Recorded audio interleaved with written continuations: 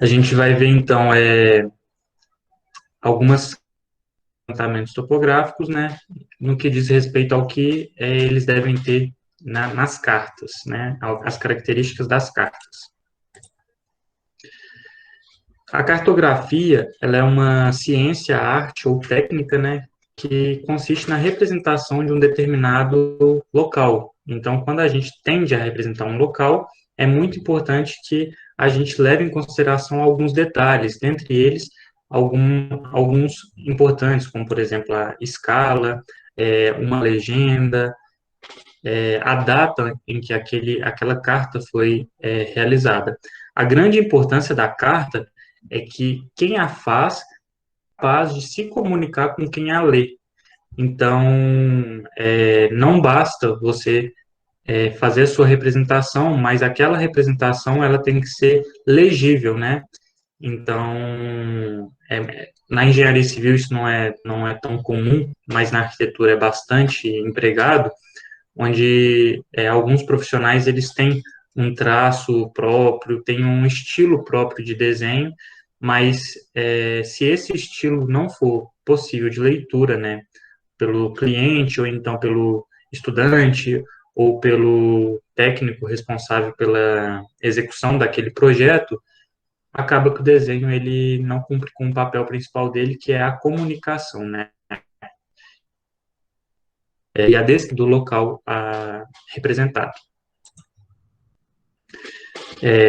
Para os trabalhos, então, cartográficos e topográficos com um certo grau de confiabilidade, são necessários algumas técnicas, né, específicas, das quais a gente tem que levar em consideração algumas condicionantes, como, por exemplo, a escala de representação, a acurácia desses dados. Vocês vão ver que a acurácia, ela pode ser confundida com precisão, são termos diferentes, mas na aula de hoje vocês vão entender eles. E também devemos tomar cuidado quanto aos erros topográficos e aos limites possíveis para esses erros.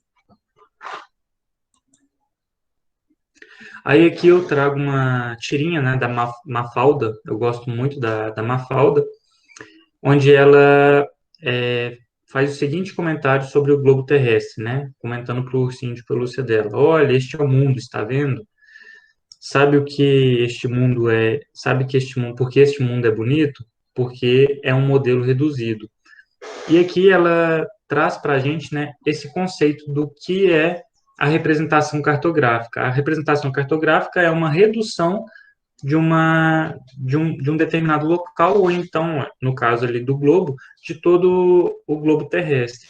Essa representação, por ela ser um formato reduzido, ela diminui os níveis de detalhe.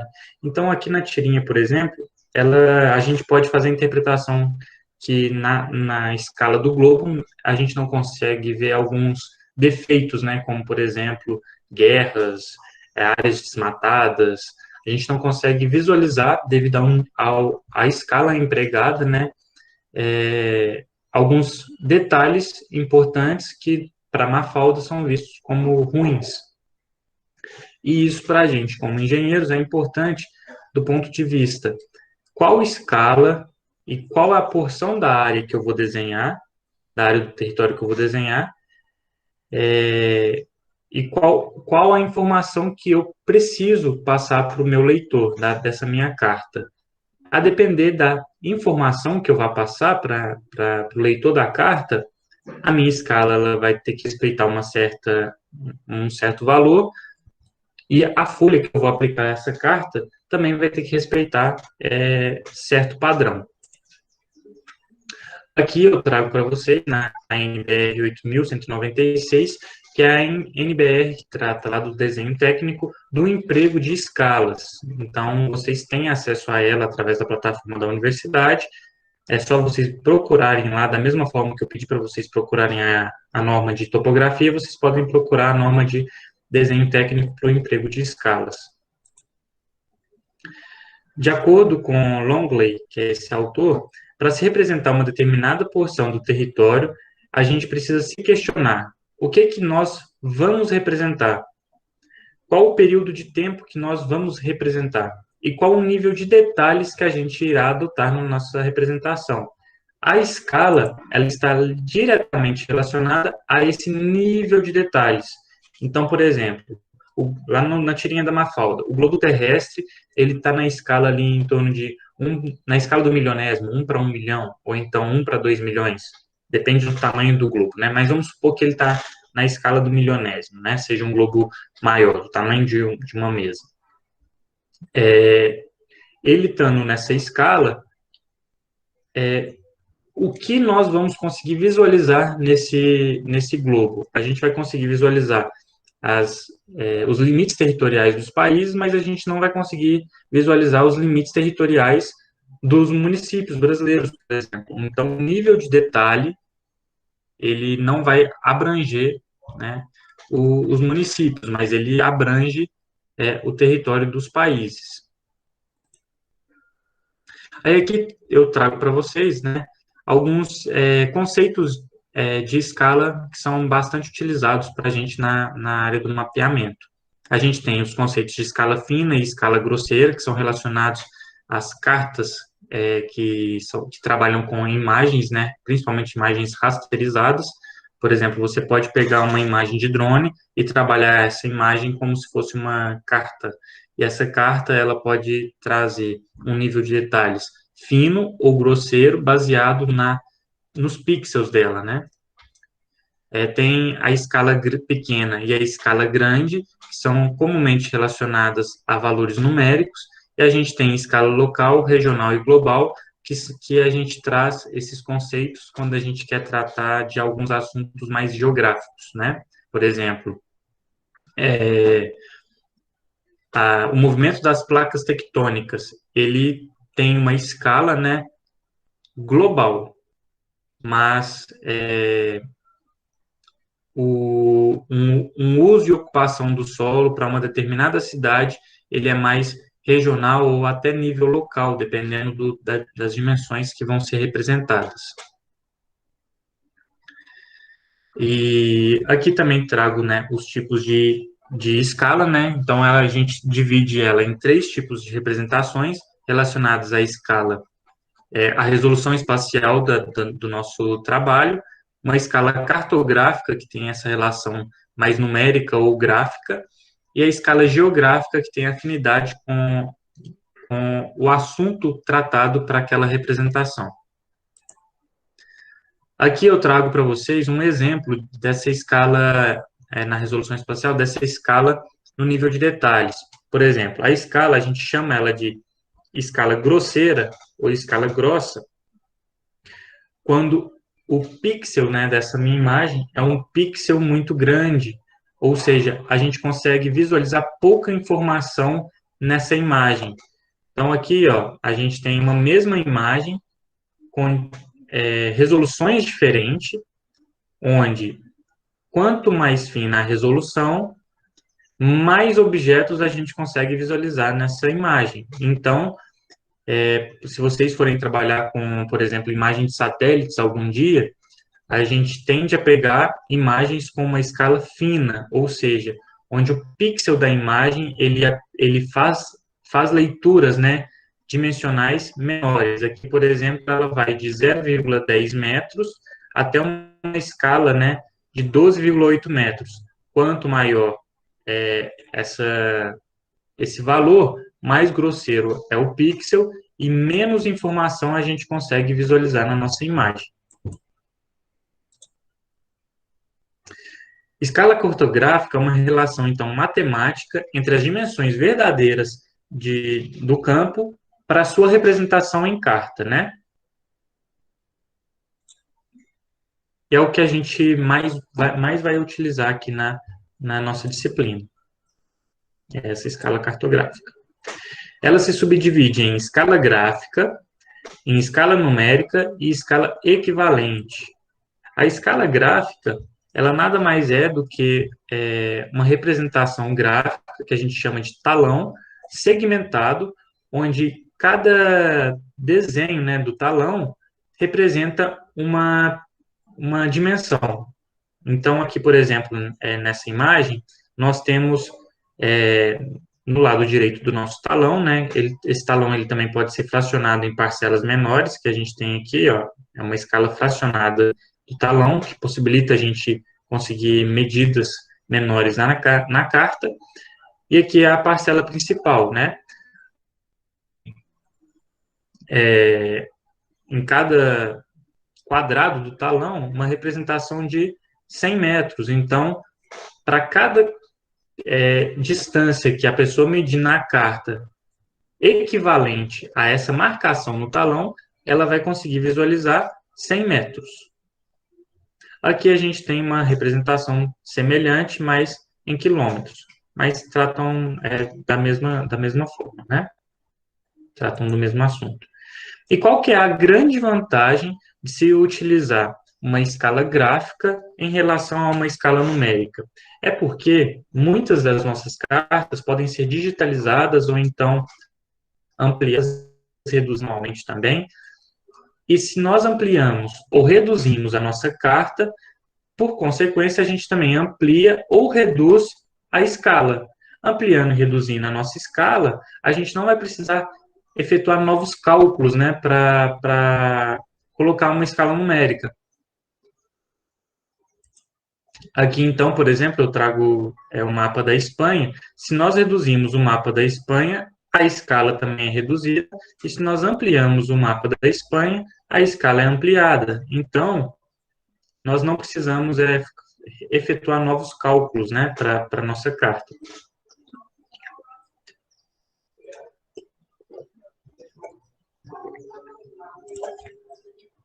Aqui tem a escala numérica. A escala numérica é uma relação da medida no terreno para a representação dele na carta, né?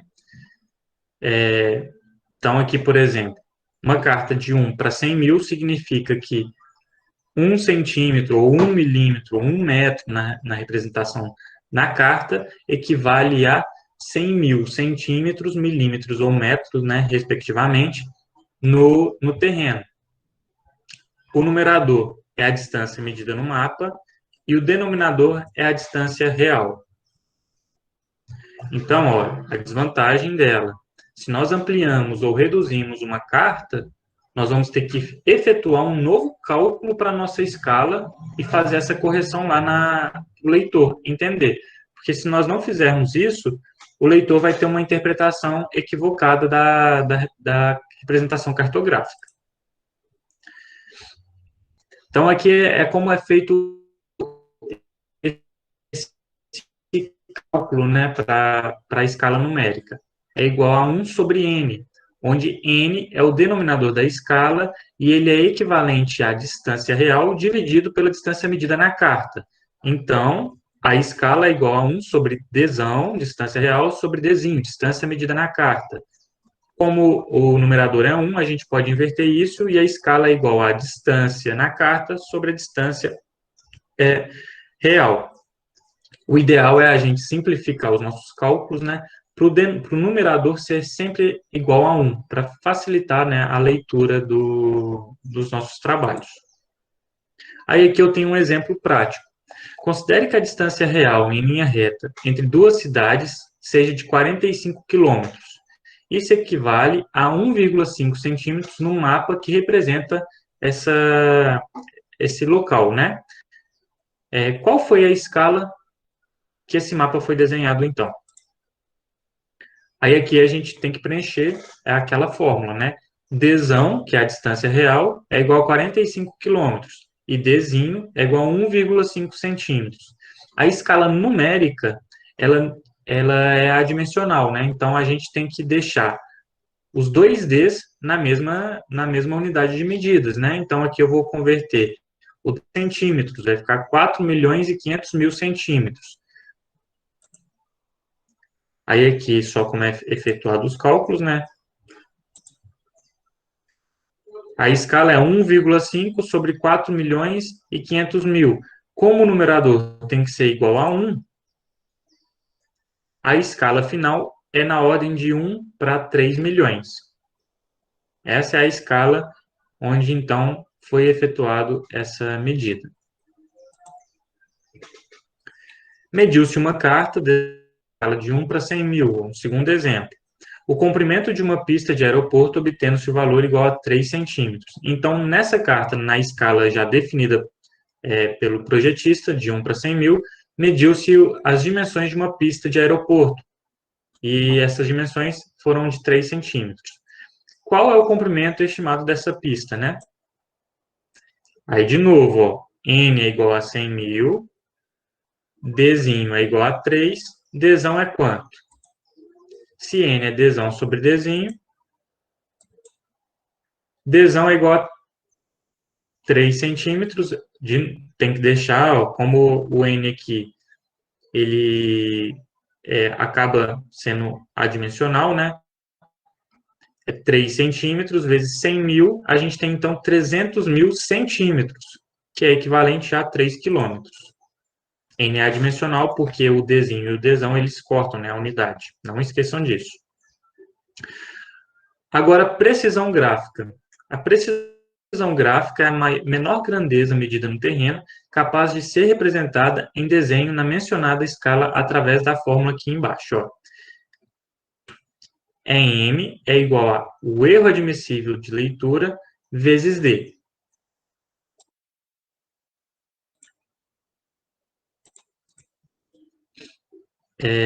D é o denominador da escala numérica. Né? Então, por exemplo, se uma escala está na ordem de 1 para 25 mil, esse D aí vai ser o 25 mil. A NBR, lá de topografia, ela fala que o erro máximo admissível, essa primeira constante aqui, do desenho topográfico para lançamento de pontos e traçados de linhas, no valor de 0,2 milímetros. Isso equivale a 2 vezes a acuidade visual. A acuidade visual é a menor dimensão que o olho humano, lá na biologia, né, consegue visualizar. A menor dimensão que o nosso olho consegue enxergar é igual a 0,1 milímetros. Na topografia, então, a gente multiplica essa acuidade por 2 e tem a constante do erro admissível de leitura, que é 0,0002 metros, né? Ou 0,2 milímetros. Aqui eu coloquei em metros, porque na hora de tratar com as cartas, fica mais fácil a gente fazer essa leitura em metros, né?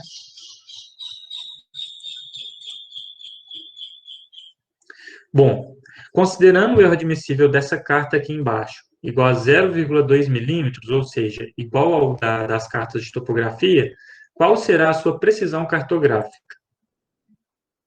Em M é igual a 0,0002 metros, vezes o D, que vai ser o denominador da nossa carta. Essa carta ela foi desenhada na escala de 1 para 25 mil, então eu pego 25 mil e coloco aqui embaixo. Eu coloco ele sem dimensões, tá, gente? Então, aqui, ó, eu coloquei a minha acuidade visual na ordem métrica, multiplico pelo denominador da minha escala e encontro, então, a dimensão de 5 metros. Ou seja, a precisão cartográfica nessa carta aqui é de 5 metros. Então, a menor dimensão que nós vamos conseguir visualizar nela é de 5 metros. Isso com precisão. Então, por exemplo, se eu pedir para vocês localizarem nessa carta uma moto, é impossível de se localizar. Por quê? A precisão cartográfica dela está na ordem de 5 metros. Então, a gente consegue visualizar alguns tipos de veículos, né? Alguns carros, não todos, a gente vai conseguir visualizar. Talvez como um ponto nessa carta. Nós vamos conseguir visualizar residências, mas nós não vamos conseguir visualizar os cômodos dessa residência por conta dessa dimensão aqui, né? De acordo com o MEC, uma portaria de 2002, não existem limites estabelecidos que definam se uma escala é grande, média ou pequena, embora a gente encontre vários artigos em vários livros tratando essa terminologia, escala grande, média e escala pequena. Essas denominações elas são relacionadas com o nível de precisão que a escala permite nas representações dos mapas. Um nível maior de precisão indica uma escala grande e o contrário, uma escala pequena. É o que a gente normalmente associa, né, nos trabalhos científicos e acadêmicos. para a geotecnia, aqui como exemplo, uma carta de suscetibilidade ela tem que estar numa escala de 1 para 25 mil ou uma escala maior. O que significa uma escala maior? Significa que o denominador aqui tem que ser menor que 25 mil. Então, uma escala de 1 para 10 mil, 1 para 15 mil, 1 para 20 mil, elas podem ser utilizadas para essa finalidade. Já uma carta de aptidão à urbanização, ela necessita ser uma carta com um nível de detalhes maior do que a de suscetibilidade. Então, ela precisa apresentar um denominador menor, né? Então, 1 para 10 mil ou 1 para 5 mil. E uma carta de risco, uma carta com um denominador menor ainda, 1 para 2 mil, por exemplo. Por que essa carta ela necessita ter uma escala tão grande, né? 1 para 2 mil, por exemplo.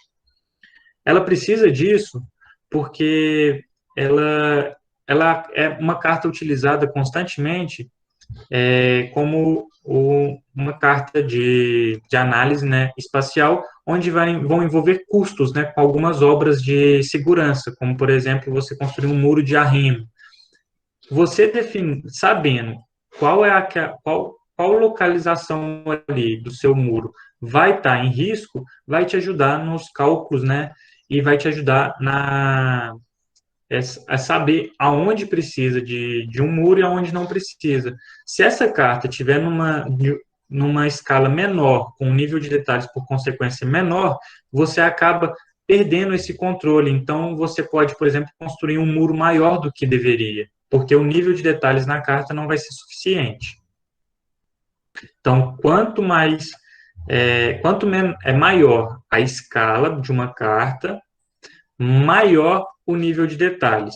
Por isso que as cartas, por exemplo, as plantas arquitetônicas, elas são na escala de 1 para 50, 1 para 75, 1 para 200, porque o nível de detalhes delas tem que ser muito elevado. Então, a escala é maior. Por fim, a gente tem as escalas equivalentes, que são escalas numéricas, mas com a diferença que o denominador e o numerador eles apresentam unidades de medidas diferentes. Elas não são comuns de se tratarem na engenharia civil e na arquitetura, mas a gente utiliza bastante na geologia ou então na área da engenharia civil para obras lineares. Aí a gente faz essa equivalência. 1 centímetro equivale a quanto, né, na realidade? Aí a gente não usa centímetros mais porque as distâncias vão ser tão grandes que não convém a gente utilizar tantos zeros, né, no número. A gente só coloca uma outra unidade de medida.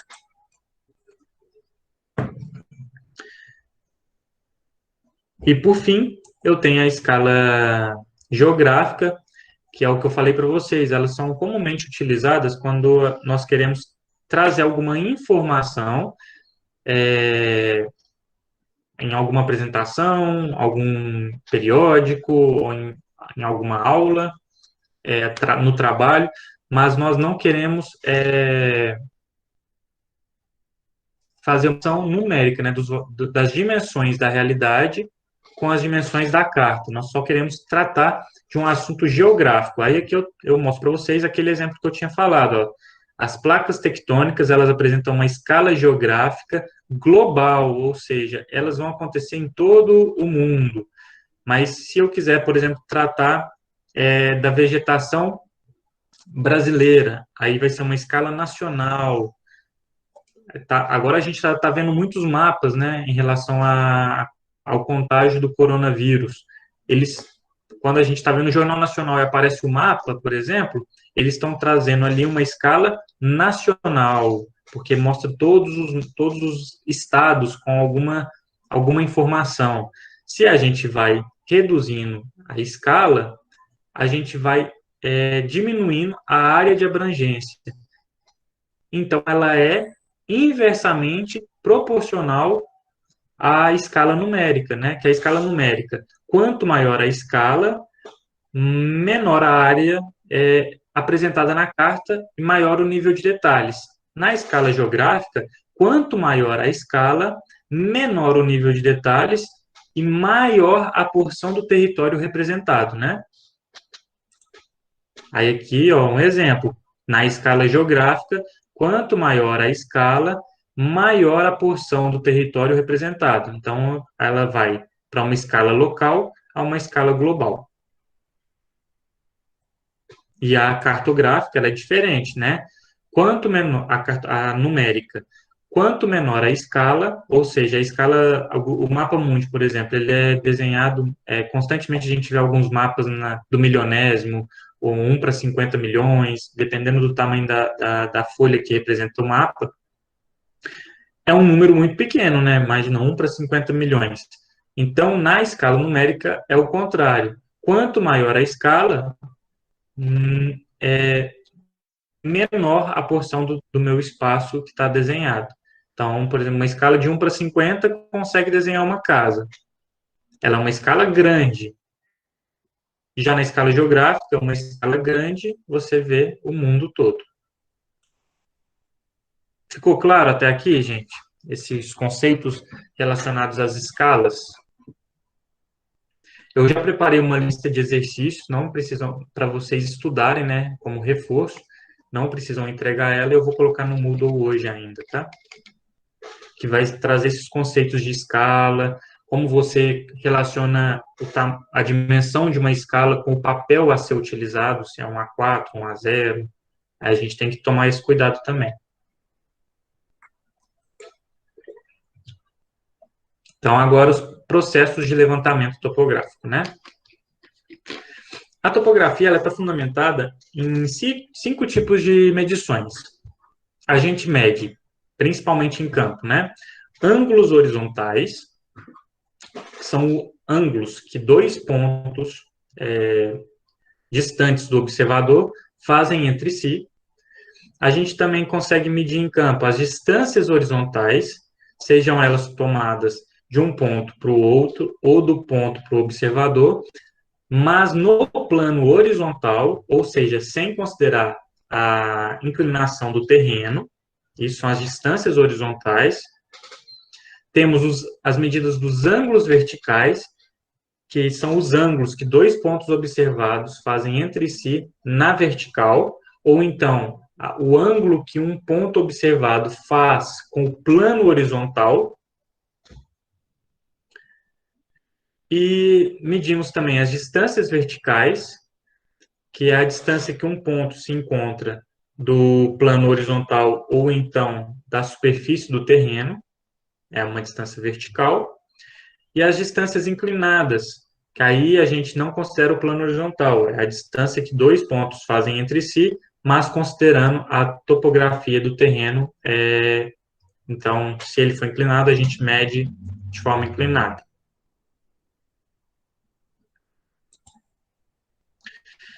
A gente pode fazer essas leituras, né, dessas medidas de forma direta, ou seja, quando o instrumento ele é aplicado sobre o terreno, a gente coloca ele no terreno e mede ele, ou de forma indireta, através de formulações matemáticas. Aí, vou trazer agora alguns exemplos, né, de medições diretas. Uma medição direta, bastante utilizada em levantamentos expeditos, que são aqueles levantamentos prévios, né, para o nosso projeto, onde a gente traz informações do terreno, mas sem tanta qualidade, né, de detalhes. Um desses métodos é a gente medir o terreno com o passo médio. A gente estima que uma pessoa com 1,70 m, ela tem o passo médio na ordem de 80 centímetros. Então, uma pessoa com 1,70 m, a gente consegue, através de quantos passos ela dá sobre o terreno, a gente consegue medir as dimensões do terreno. Vai ser uma medida direta da distância inclinada do nosso local, né? Porque a gente não vai estar conseguindo medir no plano horizontal, vai ser uma distância inclinada. Para cada centímetro a mais que essa pessoa tem, ou a menos ela tenha, a gente diminui 1 centímetro ou aumenta 1 centímetro nesse passo médio de 80 centímetros. Então, uma pessoa, por exemplo, de 1,65, o passo médio dela vai estar em torno de 75 centímetros.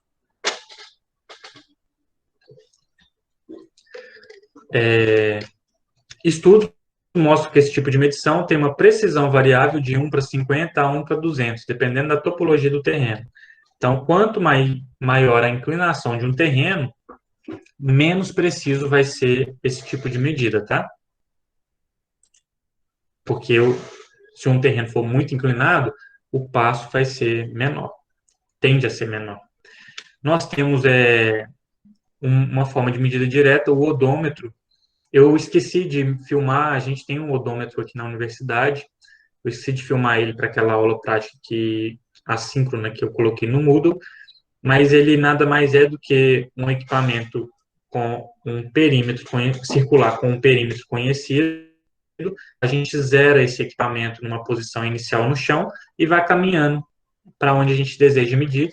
E a cada uma volta que ele dá, ele adiciona naquela medida o perímetro desse círculo. Então, ele é um instrumento também para medição de uma distância inclinada. Aí a gente tem a trena, que pode ser utilizado tanto para uma medição de distância inclinada, quanto para uma distância no plano horizontal. Não preciso dizer muito como é medida uma trena, né? Aqui, alguns autores dizem que se o terreno é regular e horizontal, a medição com trenas pode ser feita diretamente no terreno com uma precisão de 5 milímetros, mais ou menos 5 milímetros para cada 50 metros. Então, se um terreno nosso tende a ser plano, nós podemos medir as distâncias, mesmo considerando um plano horizontal, diretamente sobre o terreno. Porque, na prática, vocês vão ver isso, né, quando a gente tiver o retorno presencial. O terreno, quando ele não é muito inclinado, se eu coloco a ponta da trena no chão, em um ponto, e no outro, eu vou subindo, aqui, imagina aqui, ó, esse menino aqui da figura. A trena está no chão, na menina, ela está com a trena no chão, ela vai subir na trena, a medida não vai se alterando, por mais que ela suba, porque o terreno não é muito inclinado. Então, em terrenos mais planos, a gente pode fazer sempre as medidas no chão. Já em terrenos irregulares, a gente, como vai obter uma medida do plano horizontal, nós temos que fazer esse tipo de levantamento. A pessoa que tiver no local mais alto, ela coloca a pena no chão, e a pessoa que estiver no plano mais baixo, respeitando, né, a projeção do ponto observado no chão para a altura do plano horizontal, ela tem que fazer essa marcação com a trena. Então, aqui, ó, tem que tomar cuidado para a baliza não estar inclinada, porque se a baliza está inclinada, a gente pode aumentar ou diminuir essa distância horizontal aqui de forma irregular. E temos as medidas indiretas. Aí, dentre elas, a gente pode citar os drones, que conseguem medir a distância entre eles e cada objeto fotografado, né, na superfície terrestre. Temos as trenas a laser, nós temos teodolitos eletrônicos. Aqui os teodolitos, eles têm que ter a leitura com o prisma, né? Então, são as estações totais. Ou então, a gente tem as miras, onde a gente consegue fazer leituras nessas miras. A mira nada mais é do que uma régua, semelhante a essa. Aí a gente faz as marcações a luneta tem algumas marcações, a gente faz a leitura dessas marcações na régua e através dessas leituras a gente consegue calcular as distâncias de forma indireta. E por fim a gente tem o sistema GPS ou RTK, onde através do posicionamento dos satélites a gente consegue definir as posições do equipamento. Os tipos de erros topográficos. Para representar uma porção da superfície terrestre, são efetuadas medidas de grandezas com direções, distâncias e desníveis. Essas leituras, inevitavelmente, podem ser afetadas por erros. Os erros podem ser oriundos de condições ambientais, ou seja, pode ser a chuva atrapalhando a leitura, um dia muito quente pode atrapalhar a leitura, o vento pode atrapalhar a leitura, né? Condições ambientais geram bastante interferência nos projetos. A gente tem condições instrumentais, um teodolito descalibrado pode fazer uma leitura equivocada, e a gente também tem as condições humanas, né?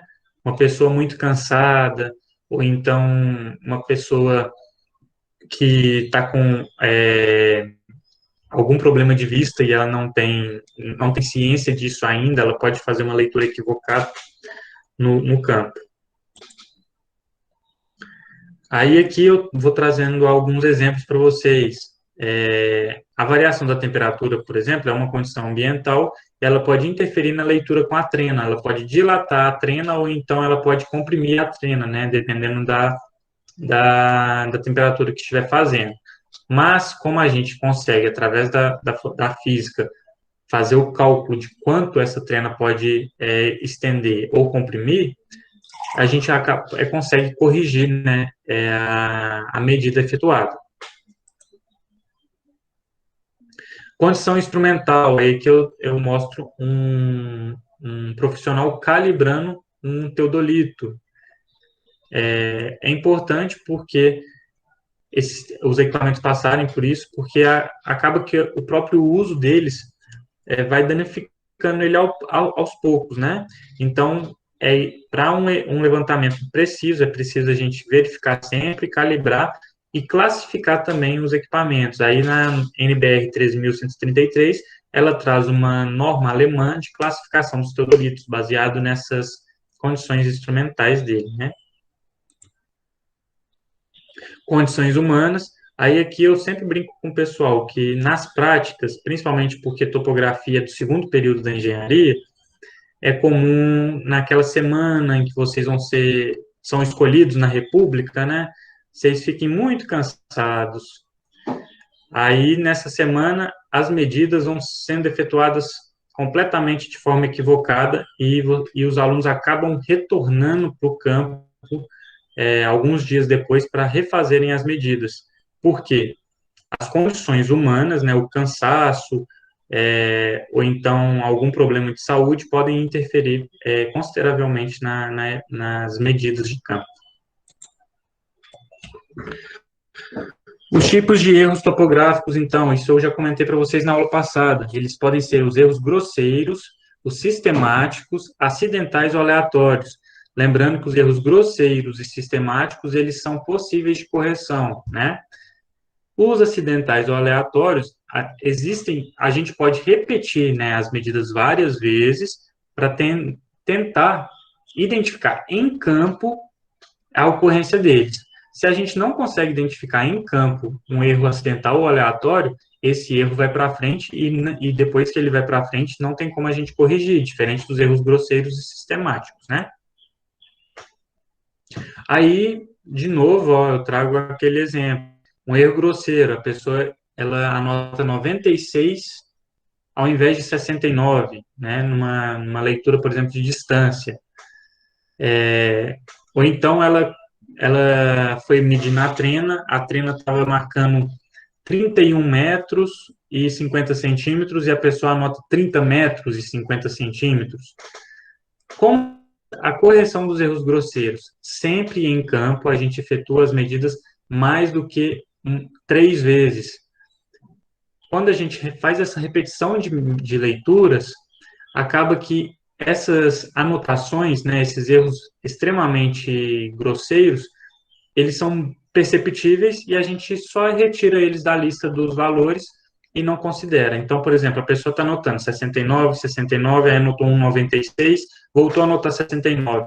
Na hora dela fazer, né, a média dos valores levantados em campo, ela percebe que tem um valor muito discrepante e retira ele. Então, essa é uma forma de correção. Os erros sistemáticos, aí eles têm as condições ambientais, elas se incluem, né, nessa avaliação dos erros sistemáticos, e eles são corrigíveis através de formulações matemáticas ou físicas, e são fáceis de serem corrigidas também. O que eu falei para vocês do exemplo da trena num dia muito quente, né? Os erros acidentais e aleatórios, infelizmente, se eles derem continuidade, né, no projeto, eles não vão você não vai conseguir retirá-los, porque você não vai perceber que eles estão ali. Mas, se você repete as medidas em campo, você pode descobrir durante o levantamento que você está cometendo esse erro. Por exemplo, você segurar uma baliza de forma inclinada. Se você repete as leituras várias vezes, em uma dessas leituras você pode perceber que a baliza está inclinada, aí você dá uma pausa, cancela todas as leituras feitas anteriormente e coloca a baliza na posição correta e repete aqueles procedimentos. Um erro acidental que acontece muito nas aulas de topografia é esbarrar no tripé, o equipamento desnivelar, não aparecer na tela que ele desnivelou, os alunos não percebem que isso aconteceu e continuam a prática até o final. Aí, quando joga o projeto no CAD, eles percebem que o projeto sai todo torto. Tem algum local aqui que está saindo muito torto. Provavelmente pode ter sido um erro acidental. Um desses é você esbarrar no tripé, desnivelar, não percebeu e fez as leituras todas de forma equivocada. Aí aqui, ó, mostrando um exemplo, né, da baliza. Se você segura a baliza de forma inclinada, você pode diminuir ou aumentar a distância horizontal dos pontos de interesse, entre os pontos de interesse, né? Então tem que tomar bastante cuidado. Precisão e acurácia são dois termos que alguns dicionários trazem eles até como sinônimos, mas para nós, né, da área de engenharia, eles não são sinônimos.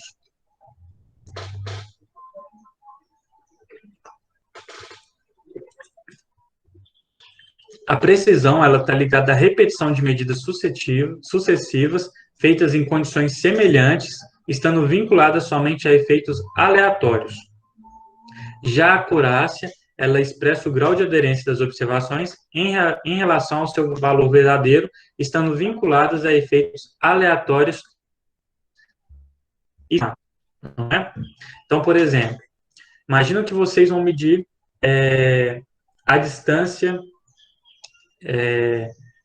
entre dois passeios. Tem uma rua, vou colocar aqui no quadro que vai ficar mais fácil de visualizar. Suponhamos que a gente tem a nossa rua,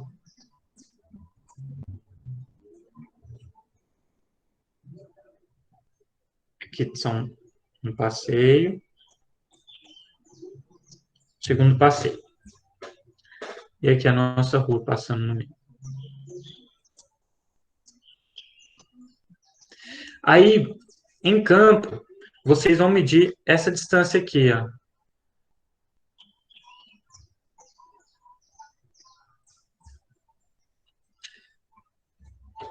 Considerando que essa não tem acostamento, essa parte aqui é para uma direção de trânsito, essa para outra, nós esperamos que essas distâncias aqui tenham em torno entre 7 a 10 metros. Vamos supor que tem 10 metros, né? A gente espera que o valor medido, então, esteja entre 7 a 10 metros. Aí, na hora de fazer as leituras, vocês fizeram as leituras, assim, várias vezes. Várias, umas 10 vezes.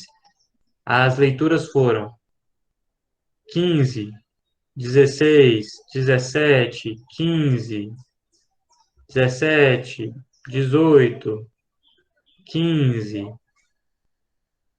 15. Essas foram as leituras. 1, 2, 3, 4, 5, 6, 7, 8. Vamos fazer 10 certinho.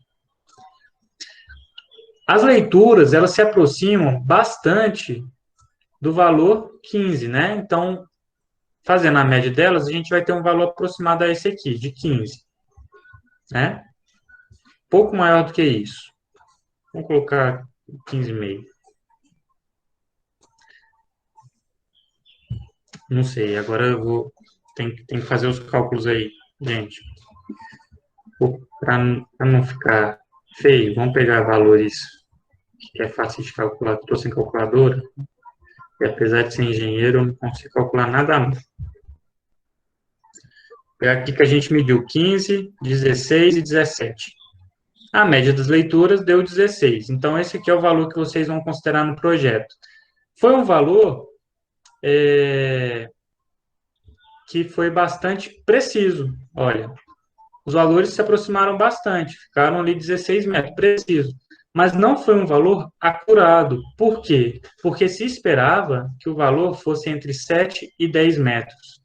O valor ele seria acurado se ele caísse entre 7 e 10. Ele caiu em 16. Foi um valor preciso, porque todas as medidas se aproximavam desse valor. Pode ser que, por exemplo, na hora de utilizar a trena, a leitura partiu dos 3 metros, por exemplo, né? Dos 8 metros. Imagino que a trena aqui, a leitura foi a partir dos 10 metros, chegou aqui no 17. Por isso que ele anotou 17. Ele esqueceu de desconsiderar isso aqui. Então, a leitura foi precisa, mas não foi acurada. Isso a gente tem que evitar nos nossos trabalhos. Aí, um exemplo que eu dou, bastante fácil de entender também, é isso aqui. Ó. Em uma partida de futebol, o jogador ele acertou várias vezes a trave. Ele chutou várias vezes e todas as vezes ele acertou na trave. Ele foi, então, extremamente preciso, porque os chutes foram todos para a trave, todos na trave. Então, ele foi muito preciso. Mas não foi acurado. Por que não foi acurado? Porque se esperava que ele acertasse, né? Que ele fizesse um gol. E ele não fez gol. Então, ele foi preciso, porque todos os chutes, eles foram próximos, né? Tiveram valores aproximados uns dos outros, ou seja, atingiram a trave, mas eles não atingiram o gol. Então, eles não foram acurados. Na prática topográfica, nem sempre é possível a gente avaliar a acurácia, pois comumente a gente não sabe os valores verdadeiros do campo. Mas como que a gente se aproxima da acurácia? É a gente tomar cuidado na hora do levantamento, a gente diminuir os erros. Se nós diminuímos os erros dos nossos levantamentos, a tendência é que o nosso levantamento ele seja bem próximo do que está em campo. Então, a gente acaba atingindo a acurácia, mesmo sem saber se nós a atingimos. Ok? Então, é um cuidado. A gente nunca vai saber se o nosso levantamento foi acurado. A gente pode saber se ele foi preciso, mas se ele foi acurado, é bem difícil, tá? Os limites de tolerância. Aí, os limites aceitáveis nas medidas, né? A gente utiliza, né, faz uma série de medidas e a gente pode utilizar, por exemplo, a média aritmética. A gente pega os valores medidos, divide pelo número de observações, obtém um valor médio.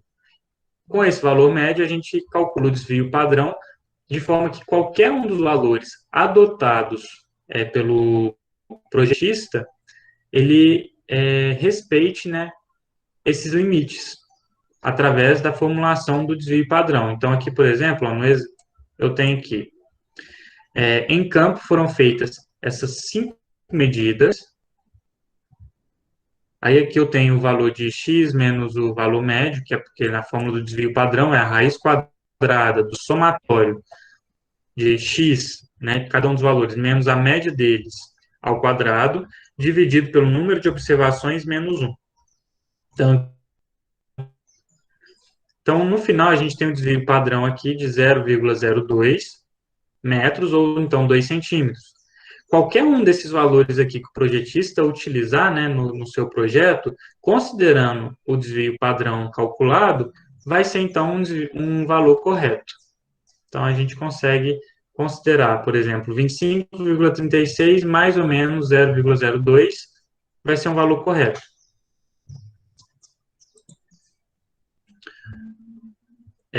Um outro tipo, né, de limite aceitável é o desvio padrão da média das observações, que é igual ao desvio padrão dividido pela raiz quadrada do número de observações. Aí eu tenho um exemplo aqui, ó. Calcular o desvio da média das observações sendo o desvio padrão igual a 4 segundos e o número de observações igual a 5. É mais ou menos 4 segundos dividido pela raiz de 5. Então, dá mais ou menos 2 segundos. Então, esses limites aceitáveis são baseados, então, aqui nos valores que você coleta em campo, tá? Mas, óbvio que existem outros limites que aí a norma passa para nós, né? Para você não cometer os erros. Então, tem os limites lá de erros. A NBR 13.133 também traz essa norma alemã, que ela define a precisão nominal dos equipamentos. Normalmente, a precisão angular dos teodolitos é dada em segundos e dos distanciômetros em milímetros mais uma parte por milhão, onde x é a constante dependente da distância e y é proporcional à distância em partes por milhão. Aí aqui só tem um exemplo, né, desse tipo de medida. Eu não vou me aprofundar nisso daqui, porque a topografia para a engenharia civil aqui na UFOP é uma topografia básica. Então, se vocês tiverem interesse em estudar essa normativa, aí vocês podem consultá-la, né? Ela não tem lá no nosso sistema, porque ela é uma norma alemã, mas vocês conseguem, através da 13.133, verem, né, os trechos principais dessa norma. Aí aqui como é efetuado um levantamento planimétrico por irradiação. Isso aqui, para vocês matarem um pouquinho de saudade, é o desenho do nosso jardim aqui, né? Aqui está a cafeteria da Escola de Minas, aqui está a nossa entrada. Vamos supor que em campo vocês teriam que levantar esse terreno. Vocês podem utilizar um levantamento conhecido como irradiação. Esse levantamento, eu vou tentar adaptar uma prática desse tipo, né, para a nossa próxima semana. Eu acho que está na próxima semana, se eu não me engano. Vou tentar adaptar, onde a gente consegue, através de medidas angulares e diretas de distâncias ou indiretas de distâncias, projetar o que a gente vê em campo. Projetar, desenhar no papel ou no CAD o que vem em campo. Então, aqui, o que, que a gente faz? Em um determinado ponto, nós estacionamos nossos equipamentos e zeramos o ângulo horizontal para uma direção, que normalmente é o norte. Depois, com o auxílio de uma mira estadimétrica, ou então com uma baliza, caso você faça essa leitura de distância horizontal com uma trena, que isso pode acontecer também de forma direta, você vai anotar o ângulo horizontal que esse ponto observado faz com o seu ponto zero, né, que aqui no nosso caso é o norte, e o ângulo vertical que o ponto observado faz com a sua com o nadir ou o zenite, né, que é o ângulo que zera no céu ou então que zera na direção inversa da direção para o céu, né? Na direção vertical. Então, a gente tem a direção do Sol, a direção do céu, e mede esse ângulo vertical com o ponto observado. Esse ângulo vertical ele é utilizado para o cálculo indireto da distância. Então, a gente consegue ler na mira através de fios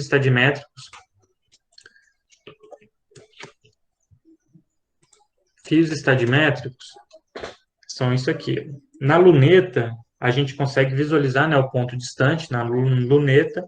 Ela tem um formato circular. E na luneta, a gente também consegue visualizar 3 fios e um fio vertical central. Esses fios a gente chama de fio estadimétrico. Eles vão ser projetados na mira.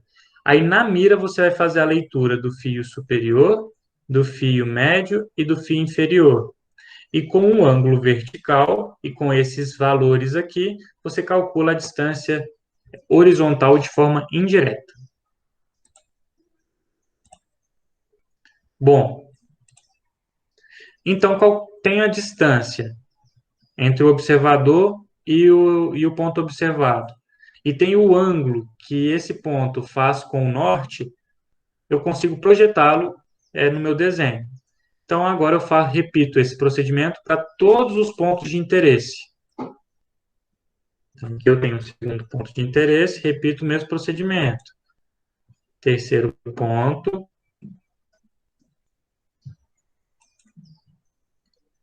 Quarto ponto. Aí, na prática, o pessoal tinha que fazer esses 4 pontos, tinha que pegar as árvores, tinha que pegar os bancos.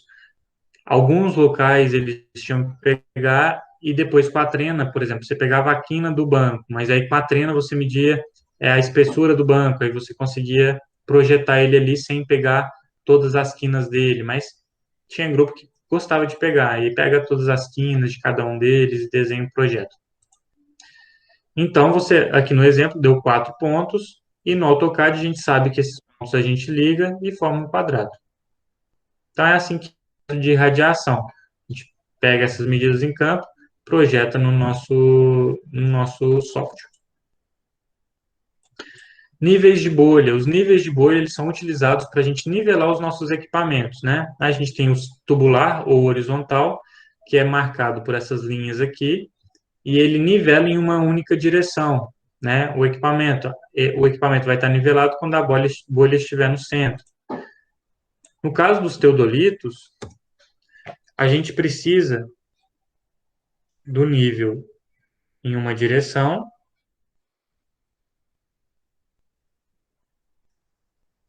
e na direção ortogonal também tem que apresentar esse nivelamento. Alguns equipamentos vêm com os dois níveis, né? Então você não precisa ficar girando tanto ele. Você gira só para fazer pequenas correções, né? Mas quando o equipamento vem só com um nível, aí você tem que fazer nivela em uma direção, gira, nivela na outra, volta e vai repetindo isso daqui. Quando tem só um nível, esse número, né, de giros acaba sendo maior, mas quando tem dois, aí ele é mais simples, né?